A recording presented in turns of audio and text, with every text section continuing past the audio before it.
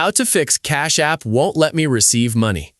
First up, open Cash App and tap your profile icon in the top right. Scroll down a bit and tap on Limits. Take a look at the numbers on this page. If you've already hit your monthly caps, Cash App will straight up freeze any new incoming payments. But honestly, even if you're way under your limits, the number one reason this happens is right here at the top. You need to verify your identity. If your account isn't verified, Cash App flags incoming money for security.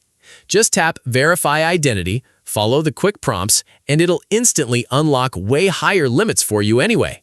Definitely do this first. Once that's done, hit that back arrow in the top left. Scroll down again and tap on Linked Banks. Make sure you actually have an active, working debit card attached here. If you don't see one or if your current card is expired, Cash App won't let payments clear. Swap it out for a fresh card if it's outdated. Alright, if your limits are fine, your ID is verified, your card is updated, and it's still acting up, we need to ping the system back end. Go back to the main menu, scroll down, and tap Support. Tap on Payments, select Receiving Payments, hit Receiving a Payment, and look all the way at the bottom. Tap Chat. In the message box, just type something straight to the point, like, Cash App won't let me receive money on my account. Can you help me fix this? Hit send, and a real support agent will jump in to fix any weird technical glitches on your specific account.